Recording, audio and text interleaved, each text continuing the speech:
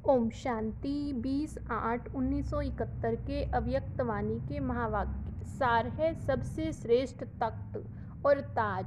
आज यह भट्ठी का ग्रुप डबल भट्ठी करने के लिए आए हुए हैं। डबल भट्ठी कौन सी? डबल भट्ठी के रहस्य को समझते हो? मधुबन तो है ही भट्ठी, लेकिन मधुबन भट्ठी के अंदर भी विशेष कौन सी भट्ठी में अपने रहे हुए संस्कारों को भस्म करने लिए आए हो? तो डबल भट्ठी का फोर्स भी बढ़ता है ना, क्योंकि कोर्स मिलता है, एक तो जनरल दूसरा पर्सनल। डबल कोर्स होने कारण डबल फोर्स भी बढ़ता है। तो जैसे डबल फोर्स बढ़ता है वैसे ही सदा अपने को डबल ताजधारी समझकर चलते रहो। यह डबल कोर्स सदैव फोर्स में रहे। डबल ताज कौन सा है? अभी डबल ताजधारी हो कि भविष्य में बनेंगे? अभी डबल ताज कौन सा है? एक है लाइट अर्थात प्योरिटी की निशानी का, और दूसरा है जो संगम युग पर सर्व प्राप्तियां होती, जिस शक्ति द्वारा ही जिम्मेवारी को धारण कर सकते हैं।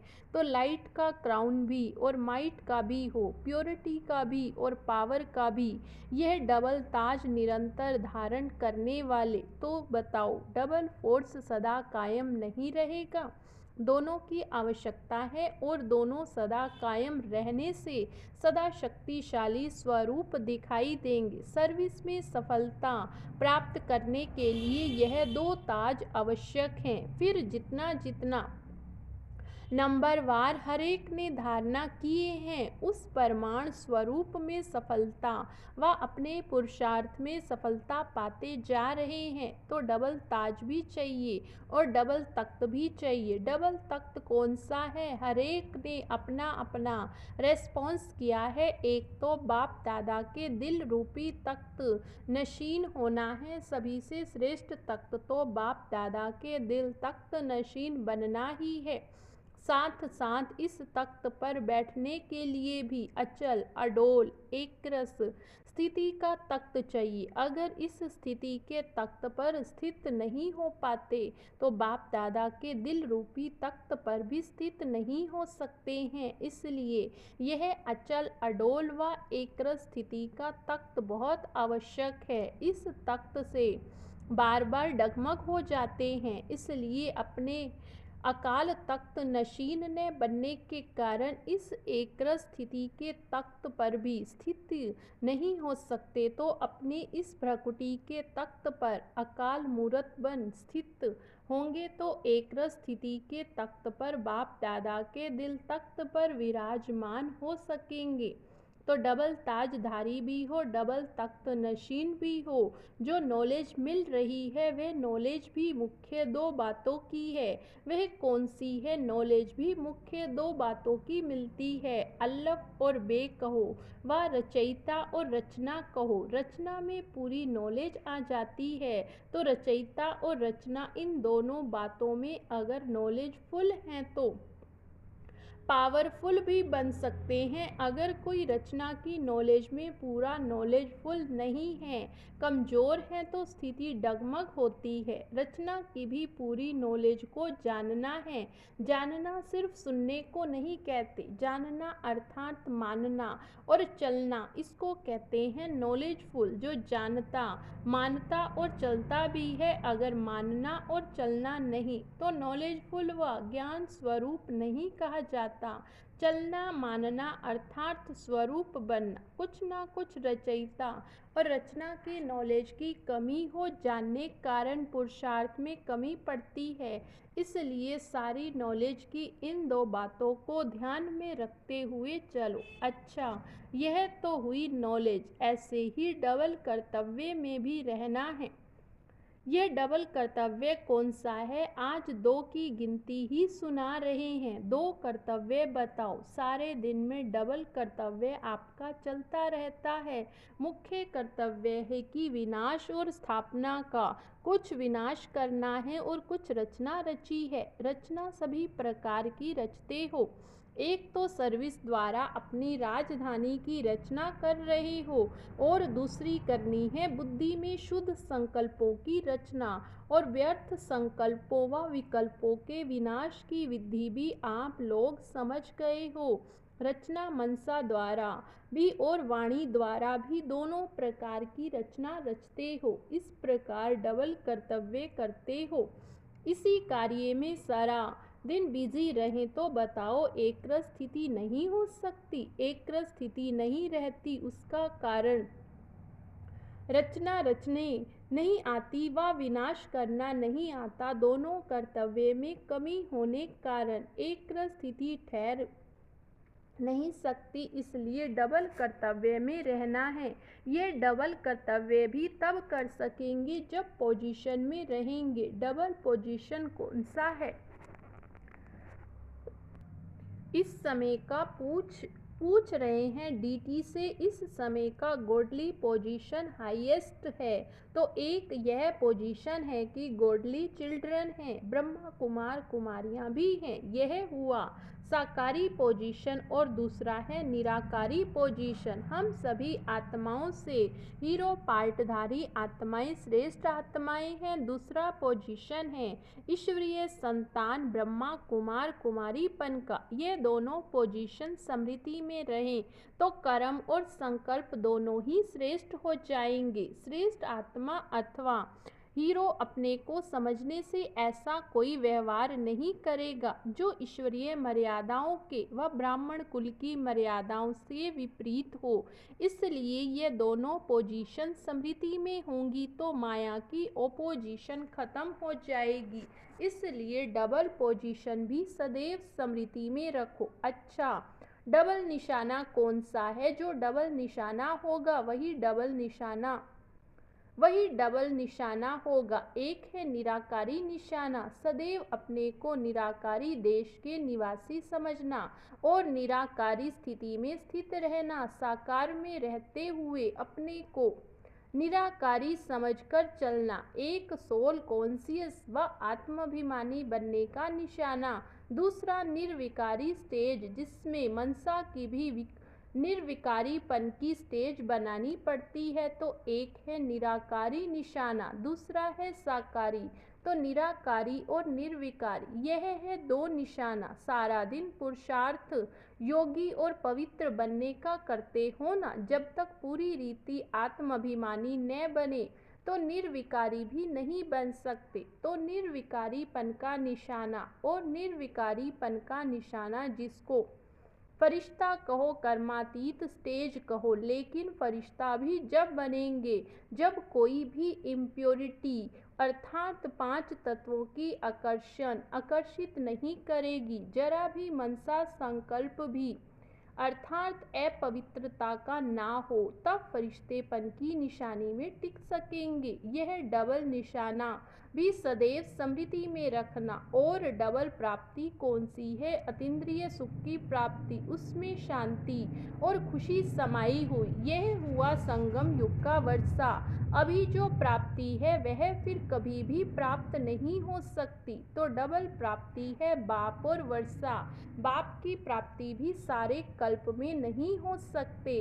तो बाप द्वारा अभी जो वर्षा मिलता है वह भी सारे कल्प के अंदर अभी ही मिलता, फिर कभी भी नहीं मिलेगा। इस समय की प्राप्ति अतीन्द्रिय सुख और फुल नॉलेज भी कभी भी नहीं मिल सकती। तो दो शब्दों में डबल प्राप्ति बाप और वर्षा, इसमें नॉलेज भी आ जाती तो अतीन्द्रिय सुख भी आ जाता है, रूहानी खुशी भी आ जाती, रूहानी शक्ति भी आ जाती। तो ये डबल प्राप्ति समझा है। यहाँ सभी दो दो बातें धारण तब कर सकेंगे जब अपने को भी कंबाइंड समझेंगे। एक बाप और दूसरा में कंबाइंड समझने से ये सभी दो दो बातें सहज धारण हो सकती हैं। भट्टी में आए हो ना, तो यह सभी जो दो दो बातें सुनाई वह अच्छी तरह से स्मृति स्वरूप भट्टी से बनकर जाना सिर्फ सुनकर नहीं जाना, सुना तो बहुत है, सुनना अर्थात मानना, और चलना अर्थात स्वरूप बनना। तो ज्ञानी हो लेकिन ज्ञान स्वरूप बनकर जाना, योगी हो लेकिन योग युक्त युक्ति युक्त बनकर जाना, तपस्वी कुमार हो लेकिन त्याग मूरत भी बन जाना, त्याग मूरत के बिना तपस्वी मूरत बन नहीं सकते, तपस्वी हो लेकिन साथ साथ त्याग मूरत भी बनना, ब्रह्मा कुमार हो लेकिन ब्रह्मा कुमार व ब्राह्मणों के कुल की मर्यादाओं को जानकर मर्यादा पुरुषोत्तम बनकर जाना। ऐसे मर्यादा पुरुषोत्तम बनो जो आपके एक एक संकल्प वायुमंडल पर प्रभाव डाले, ऐसे पावरफुल बनकर जाना। पावर है लेकिन पावरफुल बनकर जाना है। जो फुल होता है वे कभी फेल नहीं होता। फुल की निशानी है, एक तो फील नहीं करेंगे, दूसरा फेल नहीं होंगे और फ्लो नहीं होगा।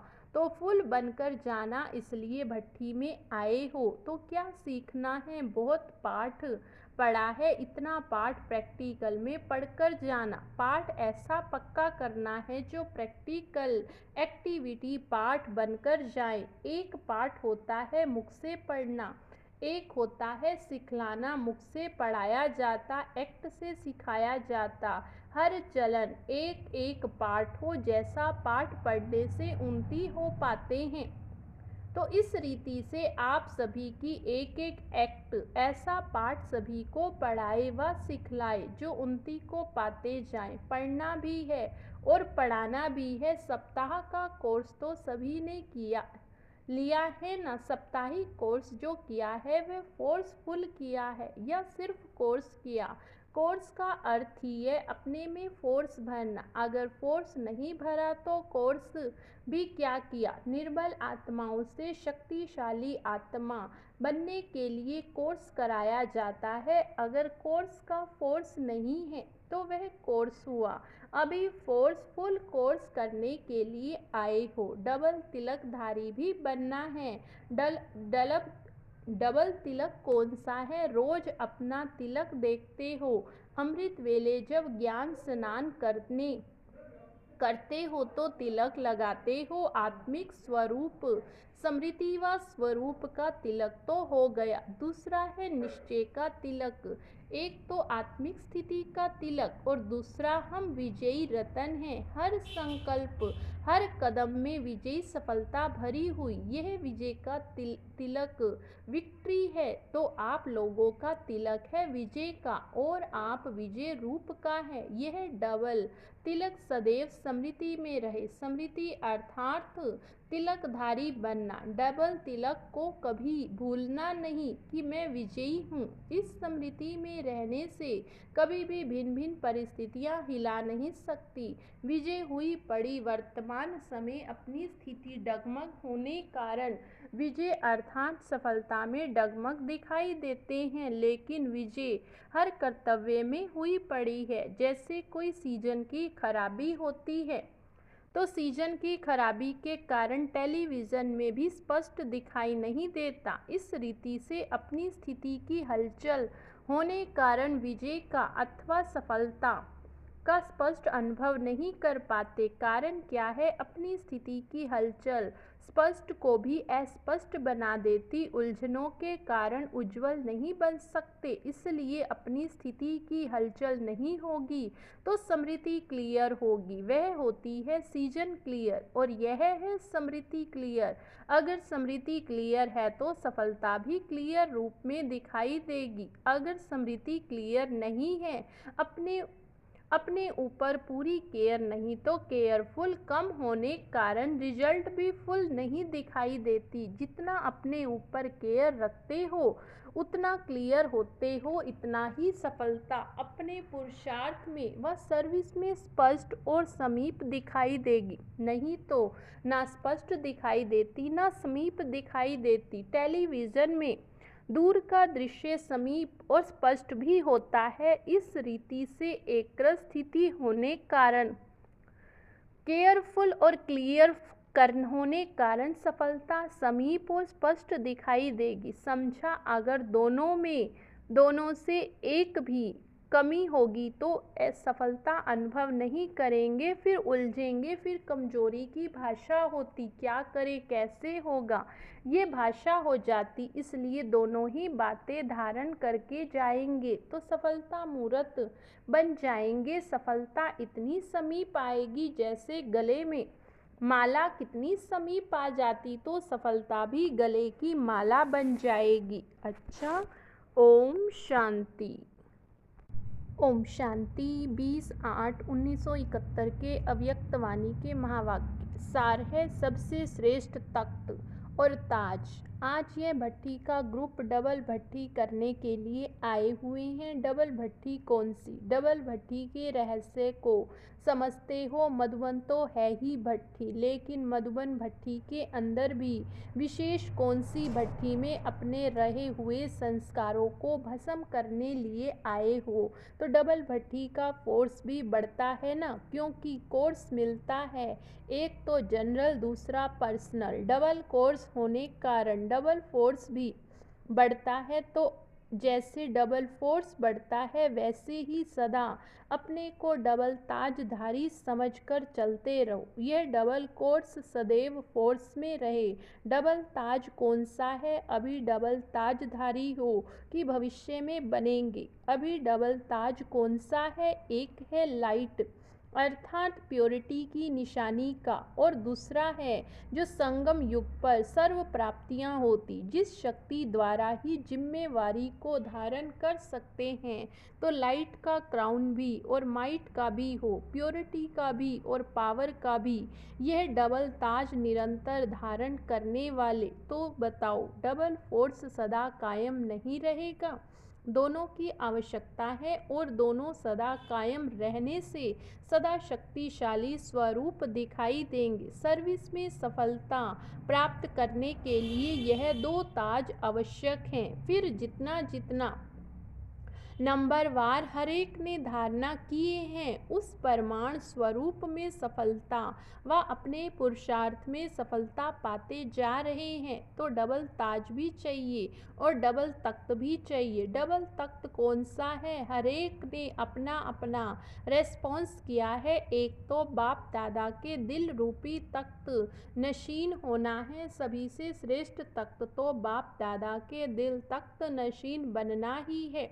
साथ साथ इस तख्त पर बैठने के लिए भी अचल अडोल एक रस स्थिति का तख्त चाहिए। अगर इस स्थिति के तख्त पर स्थित नहीं हो पाते तो बाप दादा के दिल रूपी तख्त पर भी स्थित नहीं हो सकते हैं। इसलिए यह अचल अडोल व एकरस स्थिति का तख्त बहुत आवश्यक है। इस तख्त से बार बार डगमग हो जाते हैं, इसलिए अपने अकाल तख्त नशीन न बनने के कारण इस एकरस स्थिति के तख्त पर भी स्थित नहीं हो सकते। तो अपने इस भ्रकुटी के तख्त पर अकाल मूर्त बन स्थित होंगे तो एकरस स्थिति के तख्त पर बाप दादा के दिल तख्त पर विराजमान हो सकेंगे। तो डबल ताजधारी भी हो, डबल तख्त नशीन भी हो। जो नॉलेज मिल रही है वह नॉलेज भी मुख्य दो बातों की है।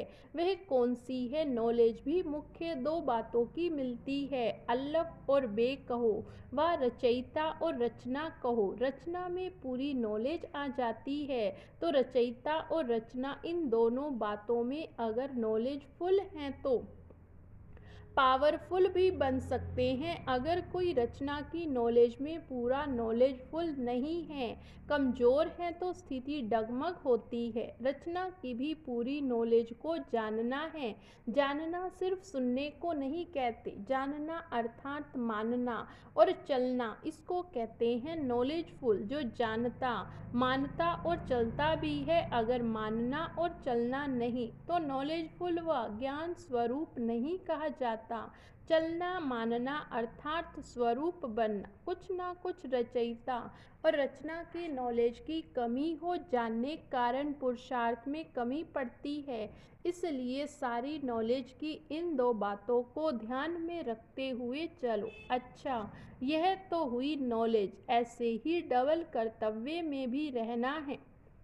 ये डबल कर्तव्य कौन सा है? आज 2 की गिनती ही सुना रहे हैं। 2 कर्तव्य बताओ। सारे दिन में डबल कर्तव्य आपका चलता रहता है। मुख्य कर्तव्य है कि विनाश और स्थापना का। कुछ विनाश करना है और कुछ रचना रची है। रचना सभी प्रकार की रचते हो। एक तो सर्विस द्वारा अपनी